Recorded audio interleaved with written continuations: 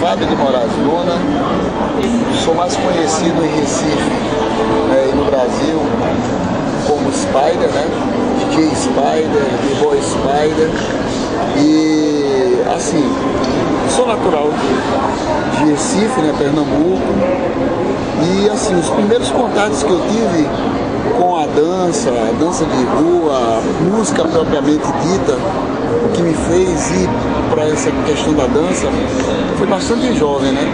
Eu era bastante jovem, não morava em Recife na época, eu sou nascido em Recife, mas na época em que eu conheci a dança de rua e principalmente a música que me fez gostar de dançar, eu morava numa cidade que faz parte aqui do ciclo da região metropolitana da cidade de Recife, né?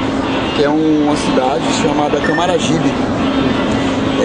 Essa cidade, na época que eu me mudei para lá, ainda não era uma cidade, na verdade era um distrito de uma outra cidade maior, né, que também faz parte da região metropolitana, cidade de São Lourenço. E assim, foi lá em Camaragibe que aflorou essa coisa de gostar de música, de ouvir bastante música e, consequentemente, ouvindo o elemento primordial da dança, que é a música, né, que faz o movimento surgir, que eu comecei a gostar e a expressar toda a minha vontade de dançar, né, daquilo que eu ouvia, daquilo que eu tinha vontade de fazer através da dança. Inicialmente, minhas primeiras aparições, né, minhas primeiras, como é que eu posso falar? As minhas, como é que eu posso dizer? A primeira vez que eu realmente mostrei a minha característica de saber dançar, de gostar de dançar, foi durante a escola, né? Ainda no primário. Então, tinha uma festinha, né? As festinhas que tem no colégio. Então sempre tem aquela coisa de trabalhar, ganhar os talentos, as coisas assim. Então eu, como assim, tinha essa característica que até então ninguém na escola sabia, numa dessas festinhas, eu resolvi levar um disco que eu ouvia em casa, que era o disco dos Fibers. e lá, né, cada um mostrava suas aptidões e tal, e eu pedi pra dançar uma música dos Fibers, que na época era um rockinho, era um rock, né, eles tocando um rock lá, aí fazia cabelo na testa, lambreta ligada, menina na garupa com uma saia rodada, e eu fazendo meio que uma guitarra, imitando o pai, dançando e me envergava todo, e no final das contas, né, no final dessa performance toda aí, muito engraçado, mas era criança, né? A professora ficava, puxa, como você sabe fazer essas coisas, tá? Porque eu era tão calado, e na primeira vez que eu tive a oportunidade de mostrar o que eu gostava de fazer, eu surpreendia a todos, né? E assim, naquele momento ali, acho que foi a primeira vez para um público, né, que eram os meus amigos de escola, de sala de aula, foi a primeira vez em que eu me apresentei. Daí em diante, a vida me levou para mais diversas situações. Com o tempo, eu fui me interessando mais por música, procurando saber mais, ouvir mais, né? Apesar de na minha família não ter nenhum cantor, nenhum artista, né, musicalmente falando, mas sempre as pessoas mais velhas que eu notei essa aptidão de cantar, de dissertar, essa coisa da poesia, do canto, né? Meu próprio pai, uma voz belíssima, apesar de nunca ter, meus tios também, né? Apesar de nenhum ter virado cantor, né? Mas eles gostavam de cantar, e às vezes eu ia para casa da minha avó e lá eles se reuniam para cantar e fazer aquelas homenagens à minha avó, e cantavam e eu ali ouvindo, né? Só que no meu caso eu virei cantor e dançarino, né? E depois músico mesmo, né? O tempo me levou a querer me aprofundar mais em música, e eu acabei, assim, ainda criança, né, indo tocar em banda marcial. Tocar em banda marcial, que me aproximou realmente daquilo que eu queria, que eram os instrumentos musicais, porque até então eu era um ouvinte, e a partir do momento que eu fui para as bandas marciais, eu passei a ser um ator da música, ou seja, passei a executar, a tocar, e eu fui tocar em inicialmente instrumento de percussão. Fui tocar surdo, né, na banda marcial. Depois toquei caixa na banda. E no final, quando eu já meio que... o que realmente eu quero na banda? Fui tocar o instrumento que veio a ser o instrumento pelo qual me apaixonei, até hoje eu toco. É o meu instrumento específico, né? Como os músicos gostam de falar na universidade, em todos os lugares. Meu instrumento específico é trompete. E eu acabei me embrenhando com os metais, né? Trompete, trombone, bombardino, tuba. E isso me fez passar de aluno a músico e professor de banda. Foi aí, nessa época em que eu estava trabalhando com banda, e que eu realmente comecei a me expressar de dois lados. Musicalmente, né, como músico, e como dançarino. Comecei a dançar mesmo, a ir nos bailes blacks, né, ainda criança, isso no final dos anos 70. Comecei a frequentar lá em Camaragibe ainda os clubes que tinham, né, os clubes onde tinham festa, né, o Penarol, o Guarani. Nós tínhamos um clube na rua que nós morávamos, que era um clube de um bloco carnavalesco, que era o Bloco Mocidade de Camaragibe, e nós conhecíamos a sede como a sede do bloco, né? E lá, nós mesmos, os amigos da rua que nós morávamos, começamos a fazer festa já. Os diretores nos procuraram, começaram a ver quem era que gostaria de tocar música, que queria, e a gente resolveu começar a tocar no bloco, né? E eu era um dos caras que frequentava, tocava às vezes também, agora isso muito jovem ainda.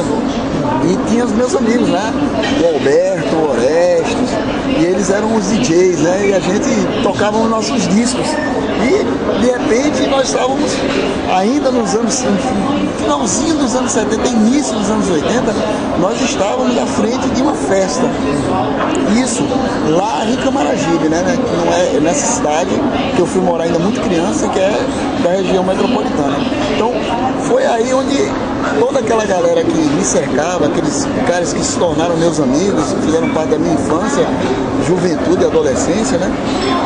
Cada um começou a se expressar e assim, de repente todos dançavam, todos tinham seus movimentos, e ainda era uma coisa muito crua, né? De dançar com funk, com black music, com reggae, com disco, que eram as músicas daquela época. Muita música nacional também, não? Também, mas assim, o que fazia realmente a cabeça da galera naquela época eram os sons internacionais, né? A gente ainda nem conhecia direito a black music brasileira, de tanta informação que aquela nossa geração tinha de músicas estrangeiras, né? E assim, por a gente viver ali naquele nicho que era o nosso bairro, a nossa cidade, e ainda não tínhamos aquela ideia de ir para eventos fora, né? Ou seja, em outros bairros, em outras cidades, a gente mesmo nós mesmos fazíamos nosso repertório e aos poucos íamos ampliando. Finalmente, no início dos anos 80, a gente começou alguns dos meninos que moravam no bairro, eles passaram a estudar no Recife, né? Então eu fui um deles, né? Eu fui estudar no Recife, e no colégio onde eu estudava, na época, era o Barbosa Lima, tinha pelo menos a cada semestre tínhamos de 3 a 4 bailes lá, né? Que eram festas promovidas por equipes de sons. Eles alugavam uma área do colégio e promoviam festas, né? Normalmente essas festas iam pessoas de todos os lugares. Então, numa dessas festas eu disse, velho, vamos todo mundo pra lá pra gente ver como é que é. E pá, eles dançavam pra caramba, a gente se achava os bambambãs da dança, né? E fomos pra festa lá. E de repente a gente... Foi a primeira vez que a gente se deparou com uma festa que não era aquelas que a gente fazia, em outro local. E assim, era uma festa que tocava música romântica, tocava forró, tocava black music, rap, coisa assim. A gente viu um leque muito maior do que aquele que a gente tinha nas nossas festas lá no bairro, né? Então, a concepção da gente, das nossas festas, mudou a partir dali. Então, a gente resolveu seguir a fórmula daquilo que a gente viu naquele primeiro momento, numa festa no Recife, né? Levar essa fórmula para as nossas festas que eram lá em Camaragibe. Então a gente remodelou o som, compramos passadiscos, compramos deck na época, começamos a gravar fitas e começamos a tocar. E as nossas festas ficaram iguais, né? Ou seja, daquele mesmo naipe que era as festas lá do Recife, né? Na época a gente nem falava naipe, né? Falava que era legal, que era bom pra caramba. E assim, além de que o que atraía a gente pra essas festas eram as meninas, né?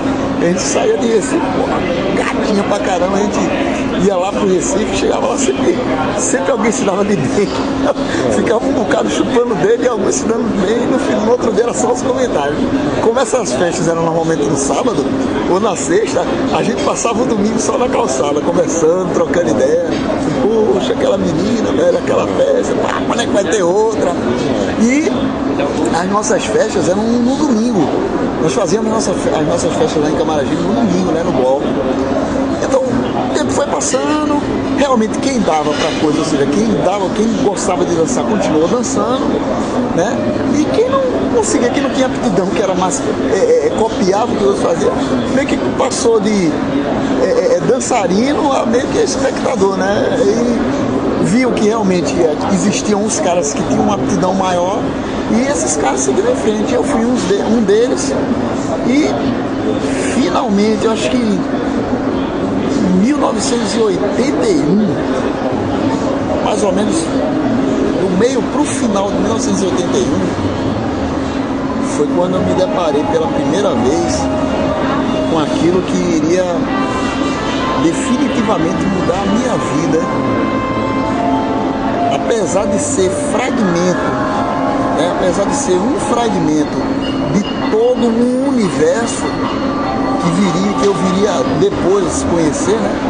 Mas assim, foi o primeiro elemento, né? O primeiro elemento do que nós conhecemos hoje como cultura hip hop que eu vi, e foi o primeiro que me fez me apaixonar por essa cultura tão urbana e ao mesmo tempo tão humana.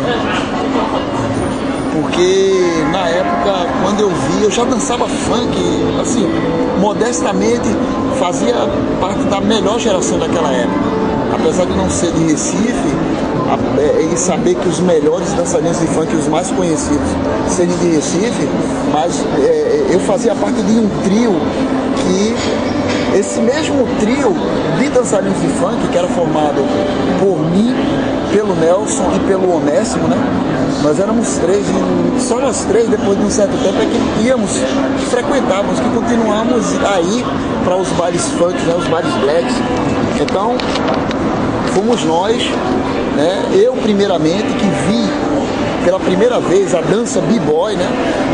Vi os b-boys americanos, vi a dança b-boy na televisão, que assim, fui um incumbido, né? O cara responsável por democratizar aquilo que eu vi. Então, quando eu vi aqueles caras dançando, aquela movimentação, com aquelas acrobacias, aquelas coisas, aquilo ali bateu em mim de um jeito que, caramba, só para ter uma ideia, nós estamos aqui no Shopping Alfândega, né, no centro do Recife, né, faz parte inclusive da parte velha do Recife.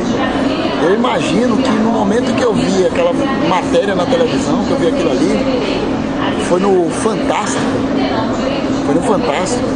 domingo, só chegaram às 8 e pouca da noite, entra o Ciro Moreira naquela noite. Você não acredita, nós vamos mostrar daqui a pouco para você a dança maluca. Você não acredita no que esses jovens podem fazer. Caramba, dança maluca, o que esse cara vai mostrar? Rapaz, de repente mostrou um flash. Cara, velho, eu tava bem despojado, eu nem ia sair nessa noite, eu ia ficar em casa. O cara, quando mostrou os caras fazendo os movimentos, os caras girando de costa, dançando pop, parecendo um robô, cara, eu não acreditei naquilo não. Aí eu esperei até a hora da matéria realmente entrar, né? Quando a matéria entrou, que o cara mostrou, né? Hoje, claro, eu sei o que é lhe digo para você até o local onde foi feita a matéria, tudo, né? Mas na hora que